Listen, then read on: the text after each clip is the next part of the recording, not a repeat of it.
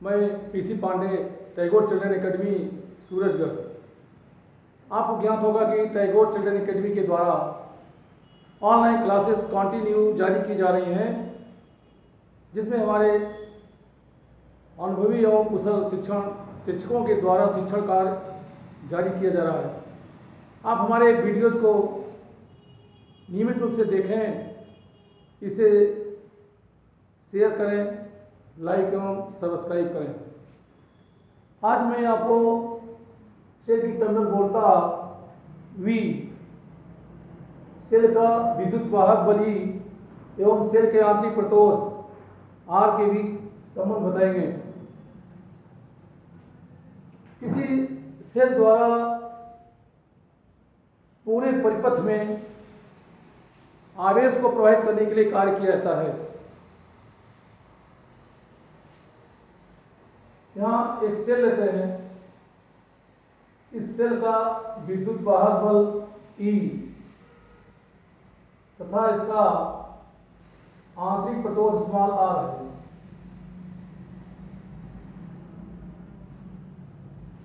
Cell का आंतरिक प्रतिरोध सेल के अंदर कार्य करता है। फिलहाल इसको हम बाहर दर्शाए हैं, तो इसे सेल को एक ब्लॉक से दर्शाते हैं।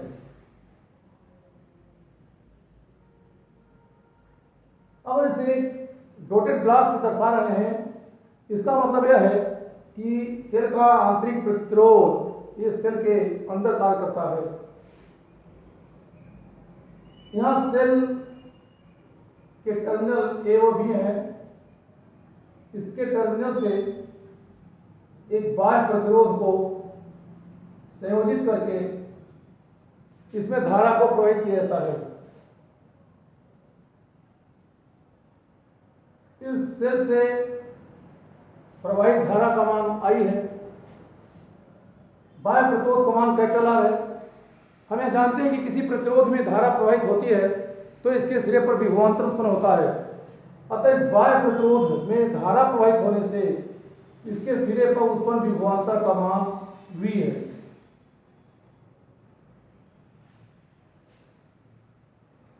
किसी सेल की टर्मिनल बोलता इसके टर्मिनल से जुड़े बाह्य प्रतिरोध के सिरे पर उत्पन्न विभवांतर के बराबर होता है। तो यहाँ पे सेल की टर्मिनल बोलता का मान इस बाह्य प्रतिरोध के सिरे पर उत्पन्न विभवांतर के बराबर होगा। तो माना सेल की टर्मिनल बोलता E, सेल की टर्मिनल बोलता V, इसका विद्युत वाहक बल तथा आंतरिक प्रतिरोध R है। माना सेल की टर्मिनल बोलता, सेल की टर्मिनल बोलता V, सेल का विद्युत वाहक बल, सेल का विद्युत वाहक बल E तथा आंतरिक प्रतिरोध, आंतरिक प्रतिरोध स्मॉल r है। सेल की टर्मिनल बोलता V, सेल का विद्युत वाहक बल E तथा आंतरिक प्रतिरोध स्मॉल r है। यदि सेल द्वारा पूरे परिपथ में Q आवेश को T समय तक प्रवाहित किया जाता है, तो Q आवेश को प्रवाहित करने के लिए सेल द्वारा किया गया कुल कार्य, यदि सेल द्वारा Q आवेश, यदि सेल द्वारा Q आवेश को पूरे परिपथ में T समय तक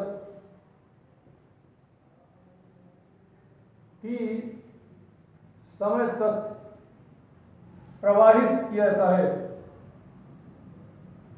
T समय तक प्रवाहित किया जाता है। तो आवेश Q को पूरे परिपथ में प्रवाहित करने के लिए सेल द्वारा किया गया कुल कार्य, तो आवेश Q को पूरे परिपथ में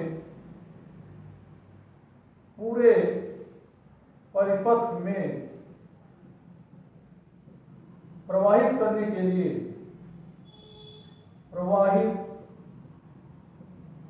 लिए किया गया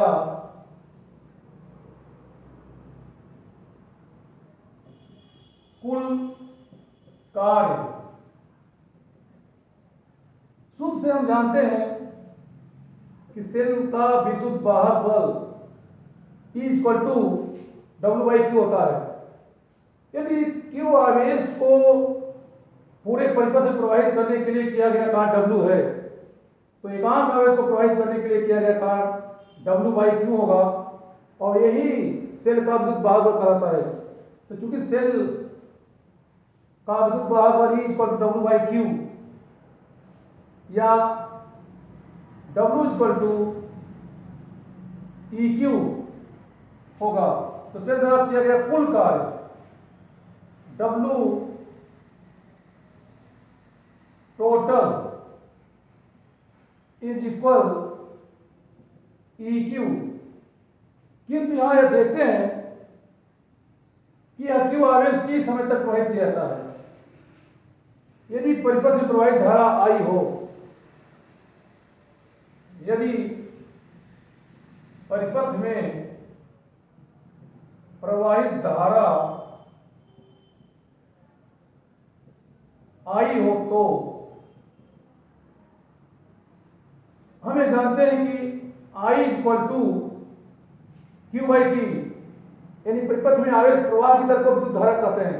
तो I = Q/T या Q = IT होगा।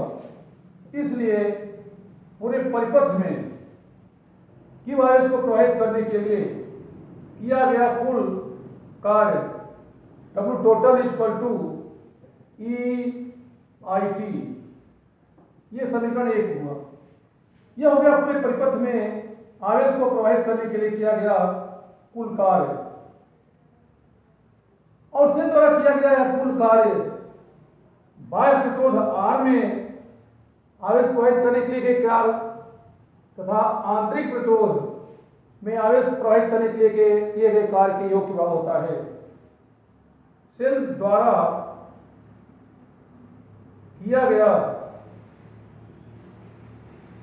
कुल कार्य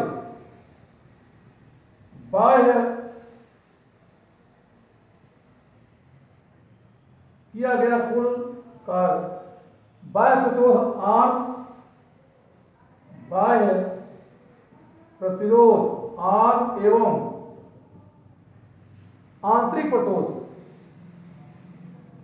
सेल के आंतरिक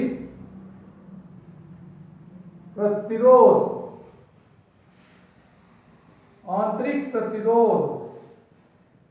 R में आवेश Q को प्रवाहित करने के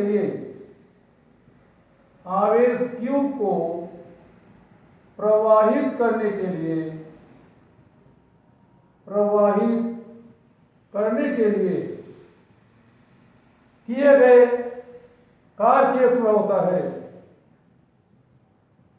किए गए कार्य के योग के बराबर होता है।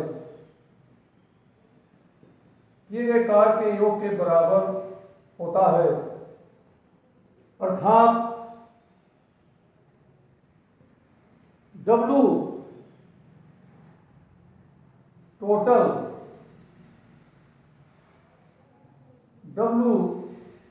total is equal W external plus W internal। यह समीकरण 2 होगा।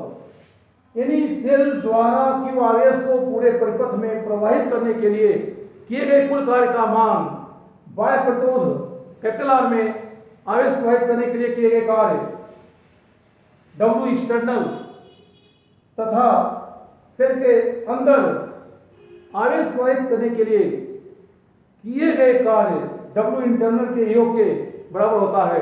हमें जानते हैं कि किसी प्रतिरोध में जब आवेश का प्रवाह होता है, धारा प्रवाहित होती है, तो उसके सिरे पर विभवांतर उत्पन्न होता है। कैपिटल आर प्रतिरोध में धारा प्रवाहित होने से इसके सिरे पर उत्पन्न विभवांतर V है। अब यही सेल की टर्मिनल वोल्टा होगी, क्योंकि हम जानते हैं कि किसी सेल की टर्मिनल वोल्टा उसके टर्मिनल से जुड़े बाह्य प्रतिरोध के सिरे पर उत्पन्न विभवांतर के बराबर होती है। इस आंतरिक प्रतिरोध में धारा के प्रवाहित होने से इसके सिरे पर उत्पन्न विभवांतर का मान V डैश होता है,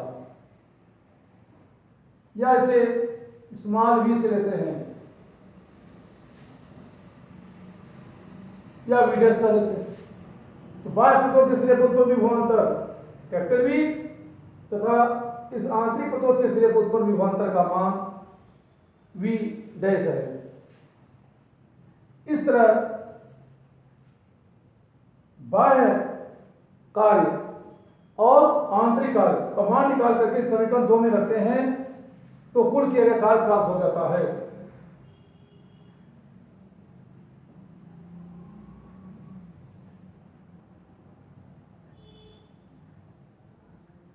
सेल द्वारा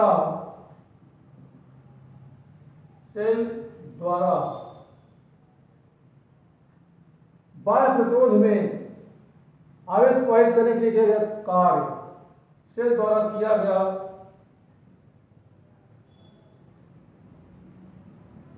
बाह्य कार्य यानी W एक्सटर्नल, यहां सेल द्वारा किया गया बाह्य कार्य यानी बाह्य प्रतिरोध में आवेश प्रवाहित करने के लिए किए गए कार्य के बराबर है। तो यहां हम जानते हैं कि बाह्य प्रतिरोध के सिरे पर उत्पन्न विभवांतर V है, तो इसकी वैल्यू होगी VQ। यहां से हम जानते हैं कि V इक्वल टू होता है W बाई Q या W इक्वल टू VQ, जहां V इस बाह्य प्रतिरोध के सिरे पर उत्पन्न विभवांतर है, या इसको इस तरह लिख सकते हैं W external equal V IT। ये इक्वेशन थर्ड के रूप में लेते हैं। अब सेल द्वारा किया गया आंतरिक कार्य निकालते हैं तथा सेल द्वारा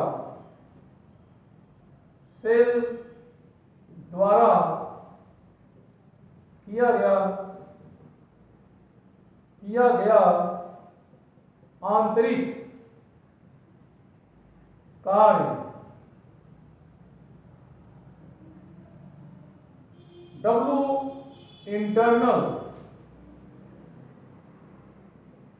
तो W इंटरनल ये इक्वल टू हो जाता है V डैश Q, जहां V डैश सेल के अंदर आंतरिक प्रतिरोध पर उत्पन्न विभवांतर है, और यहां ये भी जानते हैं कि V डैश इज इक्वल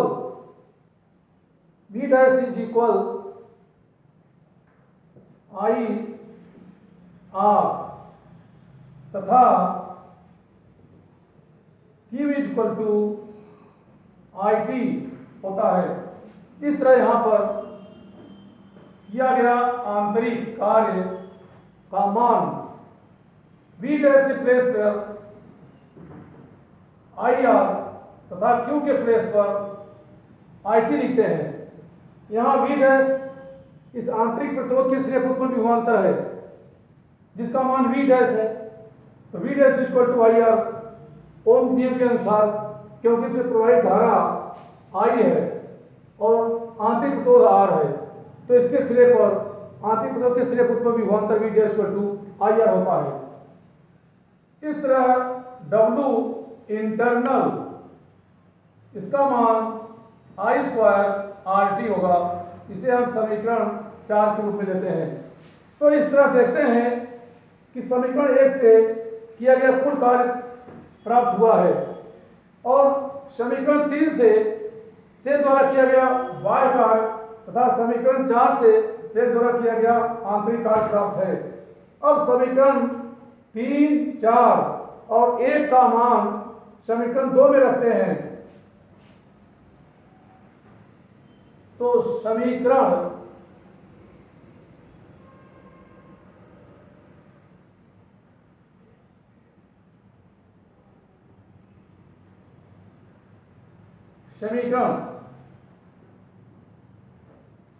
एक 3 व 4 का मान समीकरण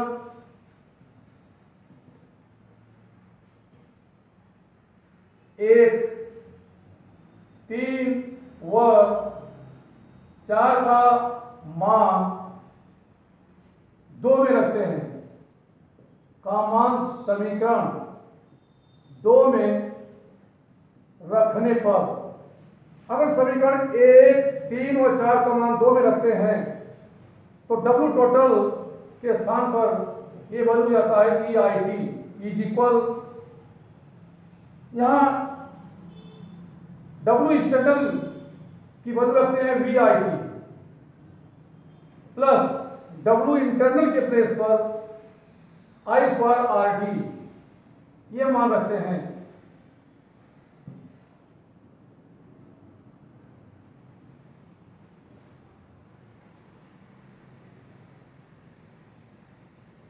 अब यहां देखते हैं कि इस इक्वेशन में IT सभी पदों में शामिल है, अतः दोनों ओर IT से भाग देने पर दोनों ओर IT से भाग देने पर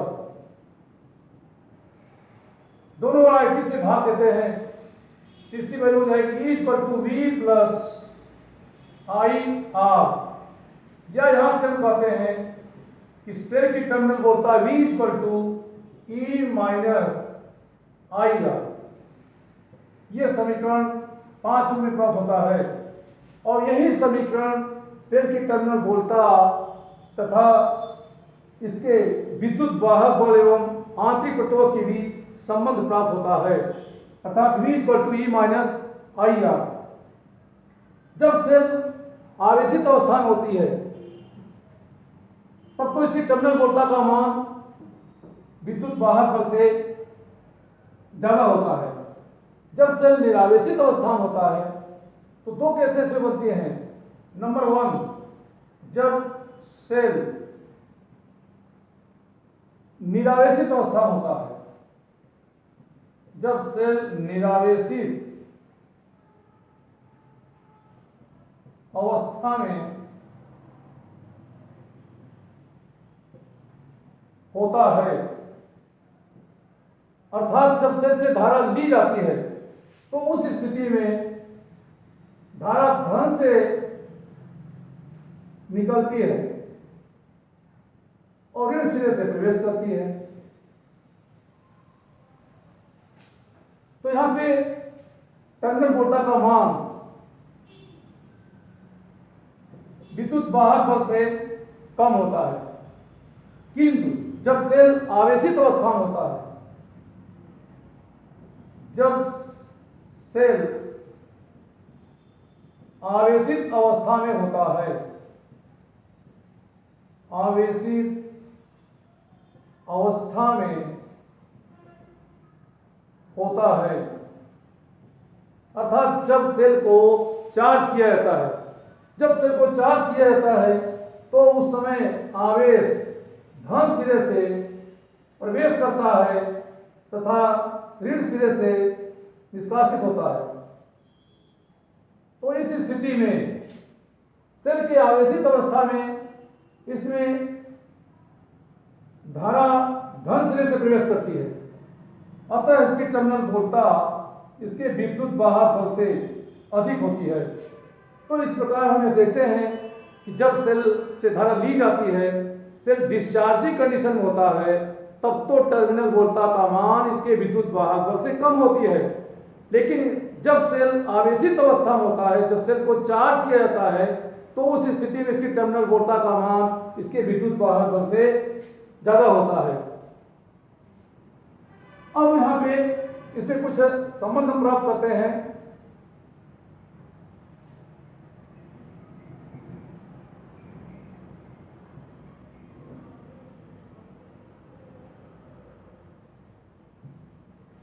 इस समीकरण से देखते हैं कि चूंकि सेल की terminal voltage V equal to E minus IR होता है,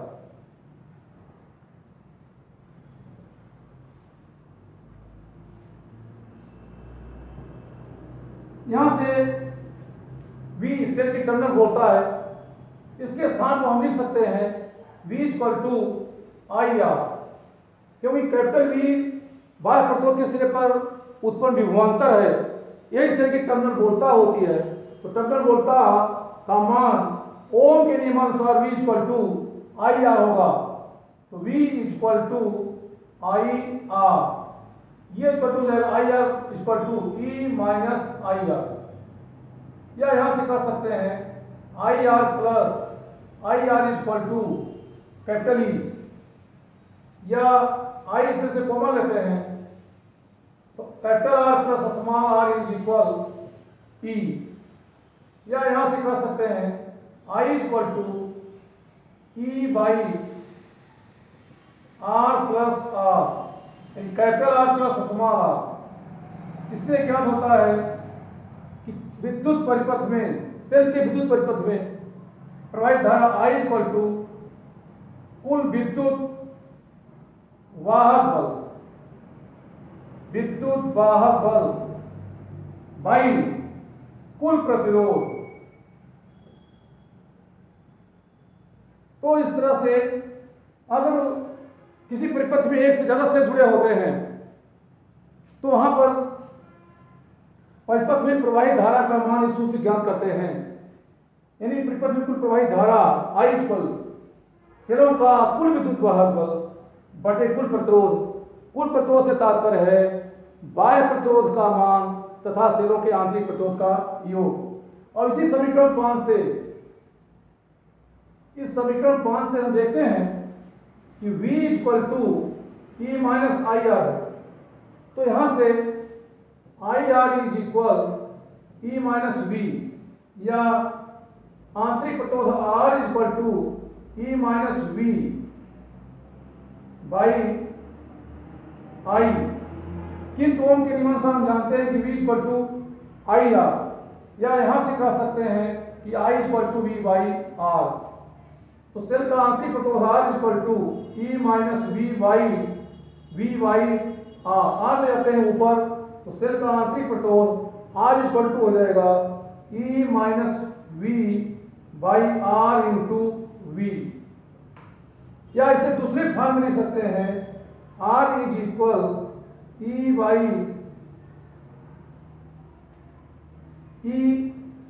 V, सॉरी R को ऊपर ले जाते हैं तो E minus V by V into R होता है, या इसे दूसरे फॉर्म में लिख सकते हैं R equal to E by V minus 1 into R के फॉर्म में भी लिखते हैं।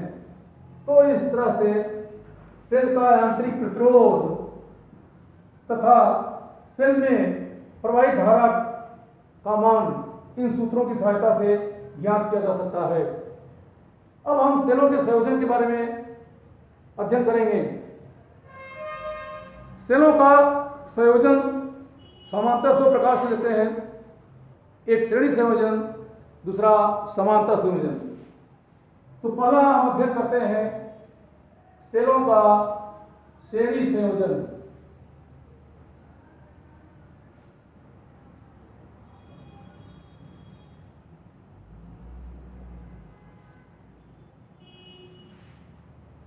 सेलों का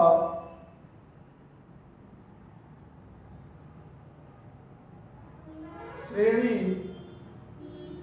संयोजन।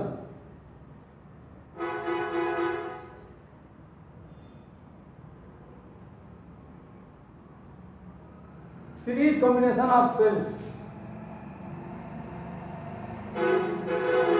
Series combination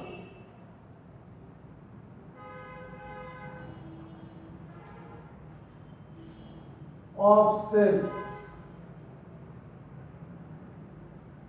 series combination of cells, सेलों का श्रेणी संयोजन।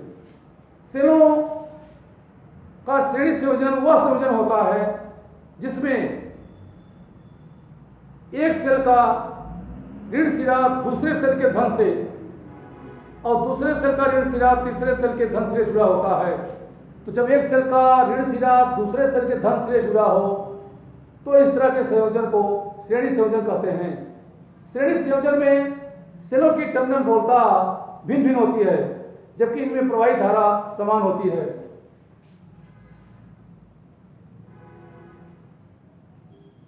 सेलों के श्रेणी संयोजन में सेलों के श्रेणी संयोजन में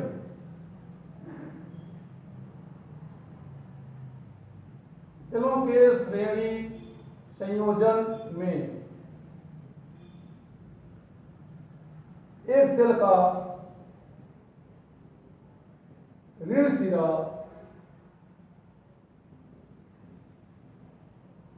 दूसरे सेल के दूसरे सेल के धन सिरे से जुड़ा होता है।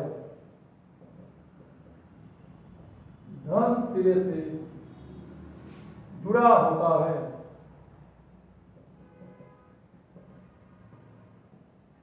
इसमें सेलों की टर्मिनल बोलता भिन्न। इसमें सेलों की टर्मिनल बोलता सेलों की टर्मिनल बोलता भिन्न तथा धारा समान होती है तथा इनमें प्रवाहित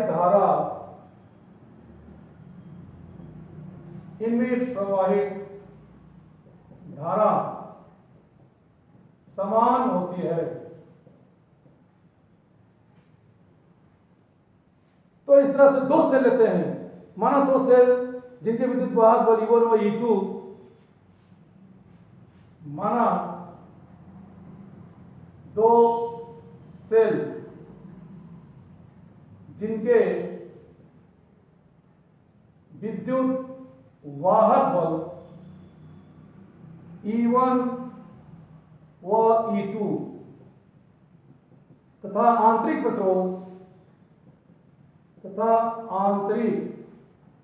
प्रतिरोध R1 व R2 है को श्रेणी क्रम में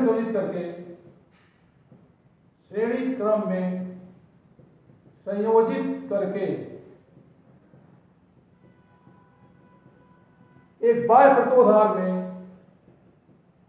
एक बाह्य प्रतिरोध R में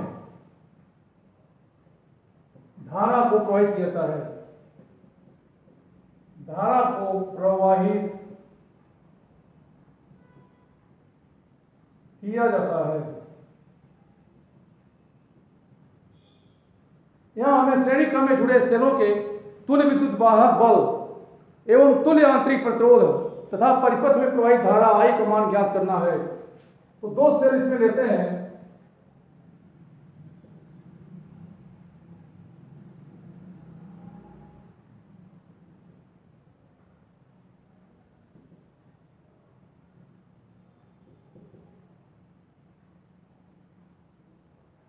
दो सेल लेते हैं जिनके विद्युत वाहक बल E1 और E2 तथा इनके आंतरिक प्रतिरोध R1 और R2 हैं। यहाँ R1 और R2 सेलों के आंतरिक प्रतिरोध हैं। पहला सेल बिंदु A व B के बीच संयोजित है। दूसरा सेल बिंदु B व C के बीच संयोजित है। इन दोनों को श्रेणी क्रम में संयोजित किया गया है क्योंकि पहले सेल का ऋण सिरा दूसरे के धन सिरे से जुड़ा है। अतः इन दोनों सेलों को श्रेणी क्रम में संयोजित करके एक बाह्य प्रतिरोध कैपिटल R में धारा को प्रवाहित किया जाता है। इन सेलों से प्रवाहित धारा का मान I है, अर्थात इनमें I धारा प्रवाहित होती है। जब इस बाह्य प्रतिरोधार में धारा प्रवाहित होती है तो इसके सिरे पर विभवांतर उत्पन्न होता है। यह सेल का टर्मिनल विभवांतर अर्थात सेल का टर्मिनल वोल्टेज कहलाता है। और इस सेल की टर्मिनल वोल्टेज V का मान दोनों सेलों के सिरों पर टर्मिनल वोल्टताओं के योग के बराबर होता है। तो पहले सेल की टर्मिनल वोल्टता V1 एवं दूसरे सेल की टर्मिनल वोल्टता V2 लेते हैं। इस तरह A व C के बीच सेलों की कुल टर्मिनल वोल्टता A व C के बीच सेलों की टर्मिनल वोल्टता VAC is equal V1 plus V2 के इक्वल होता है। यानी A और C के बीच विभवांतर इक्वल टू पहले सेल की टर्मिनल वोल्टता और पहले सेल की टर्मिनल वोल्टता V1 इक्वल टू, अभी हम सूत्र का डिफरेंशिएट किए हैं कि सेल की टर्मिनल वोल्टता V equal to E minus IR होता है। यहाँ सेल की टर्मिनल वोल्टता V equal to E minus IR है, तो V1 के प्लेस पे लिखेंगे E1 माइनस IR1। इसी प्रकार दूसरे सेल की टर्मिनल वोल्टता V2 is equal E2 minus IR2। E1 E2 सेलों के विद्युत वाहक बल हैं, R1 R2 इनके आंतरिक प्रतिरोध हैं, I में प्रवाहित धारा है। इस तरह VAC is equal E1 minus IR1 plus E2 minus IR2। पुनः इसे E1 प्लस E2 को एक ब्रैकेट में करते हैं, माइनस I कॉमन लेंगे तो R1 प्लस R2 इन्हें एक दूसरे ब्रैकेट लिखते हैं। यह बिंदु A और C के बीच टर्मिनल A और C के बीच टर्मिनल वोल्टता समान हो गया और यही इस बाह्य प्रतिरोधार के सिरे पर विभवांतर के बराबर होता है। यदि सेलों का तुल्य विद्युत वाहक बल E तथा इनका तुल्य आंतरिक प्रतिरोध समान R लें, यदि सेलों का तुल्य विद्युत वाहक बल तुल्य विद्युत वाहक बल EQ तथा तुल्य आंतरिक प्रतिरोध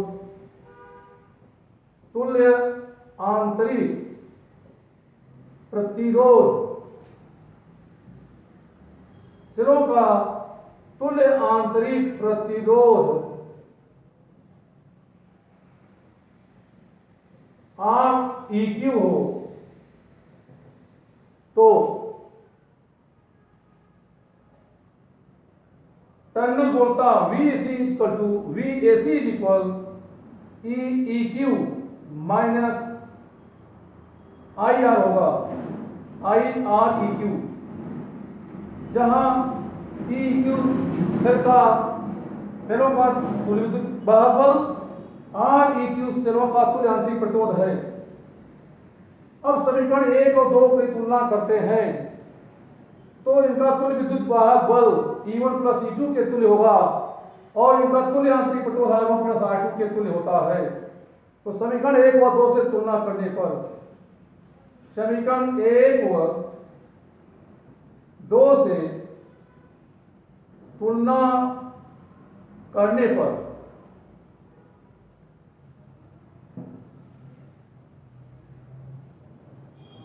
समीकरण 1 व 2 से तुलना करने पर सेलों का तुल्य विद्युत वाहक बल EEQ is equal E1 plus E2, E1 plus E2, क्योंकि यहां पे तुल्य विद्युत वाहक बल के स्थान पर E1 प्लस E2 का मान प्राप्त होता है। इसी तरह सेलों का तुल्य आंतरिक प्रतिरोध इसके स्थान पर R1 प्लस R2 तथा सेलों का तुल्य आंतरिक प्रतिरोध, तुल्य आंतरिक प्रतिरोध R EQ is equal R1 plus R2 होता है।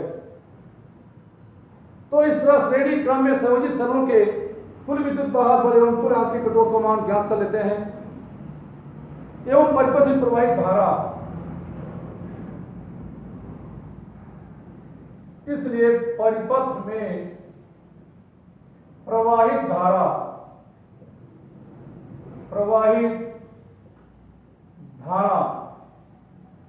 ये होगा कुल विद्युत वाहक बल, सेलों का कुल विद्युत वाहक बल बाई कुल प्रतिरोध।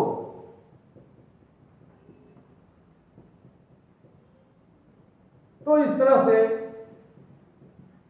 इस पूरे परिपथ में प्रवाहित धारा I equal E1 plus E2, यानी सेलों का कुल विद्युत वाहक बल प्लस V2 तथा कुल प्रतिरोध में बाह्य प्रतिरोध तथा सेलों का आंतरिक प्रतिरोध का योग होता है। इस तरह पूरे परिपथ में प्रवाहित धारा का मान ज्ञात कर लेते हैं। यह समान विद्युत वाहक बल के n सेल यदि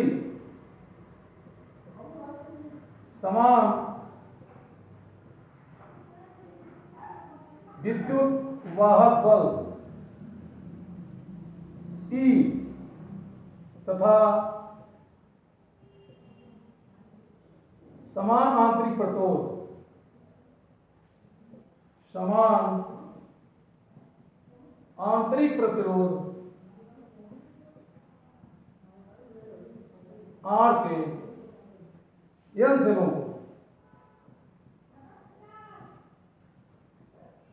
सेलों को श्रेणी क्रम में संयोजित किया जाए। श्रेणी क्रम में संयोजित किया जाए तो सेलों का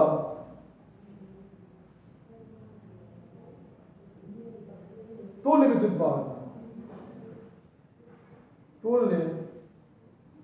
विद्युत वाहक बल EQ is equal E plus n पदों तक, अर्थात EQ इज इक्वल NI तथा तुल्य आंतरिक प्रतिरोध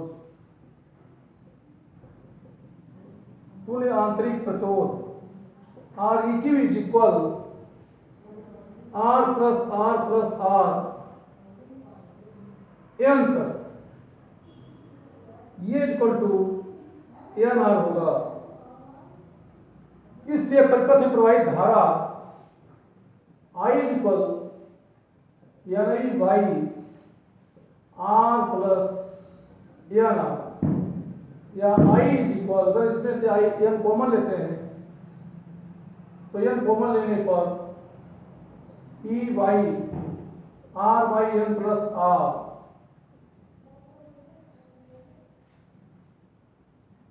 तो n से n कैंसिल होता है, या I is equal E by R plus R by n होता है।